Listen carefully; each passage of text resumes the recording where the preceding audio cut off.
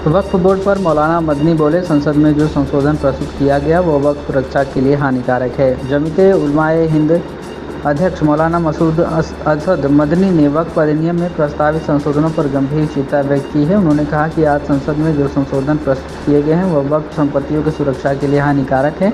इससे सरकारी एजेंसियों को अनावश्यक हस्तक्षेप का अवसर मिलेगा, जिससे वक्फ की मूल स्थिति और खुदा के स्वामित्व की अवधारणा का हनन होगा। मौलाना मदनी ने कहा कि वक्फ अधिनियम की धारा 40 को निरस्त करना और वक्फ ट्रिब्यूनल के बजाय जिला कलेक्टर को वक्फ संपत्तियों के स्वामित्व और कब्जे से संबंधित मुद्दों और विवादों को राजस्व कानूनों के अनुसार हल करने का अधिकार दिया जाना एक तरह से वक्फ बोर्ड को खत्म करने के समान है। उन्होंने कहा कि आश्चर्यजनक बात यह भी है कि जब किसी भूमि पर सरकार का कब्जा हो तो उसे स्वामित्व का निर्णय भी कलेक्टर द्वारा किया जाता है। ऐसी स्थिति में न्याय करने वाला और वादी दोनों ही सरकार होंगे। ऐसा प्रतीत होता है कि कुछ सांप्रदायिक तत्वों ने वक्फ अधिनियम को रद्द करने का जो अभियान शुरू किया था, वर्तमान सरकार उन लोगों के नापाक विचारों से प्रभावित है। मौलाना मदनी ने कहा कि इस तरह का कदम सुप्रीम कोर्ट द्वारा तय किए गए हैं निर्देशों और भारत के संविधान के अनुच्छेद 26 का उल्लंघन है। मौलाना मदनी ने लिमिटेशन एक्ट 1963 से वक्फ संपत्तियों को प्राप्त संरक्षण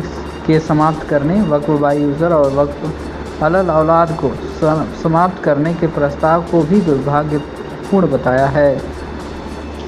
मौलाना मदनी ने वक्फ संपत्तियों के ऐतिहासिक और सांस्कृतिक महत्व पर प्रकाश डालते हुए आगे कहा कि वक्फ संपत्तियों पर ईश्वर का स्वामित्व है।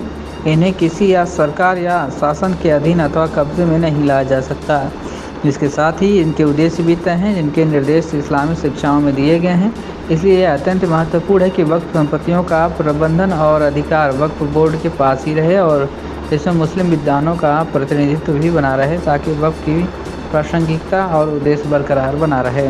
मौलाना मदनी ने सरकार से अपील की है कि वह प्रस्तावित संशोधनों को वापस ले और धार्मिक नेताओं और वक्फ प्रबंधन की संस्थाओं सहित सभी हितधारकों के साथ विस्तृत परामर्श करे।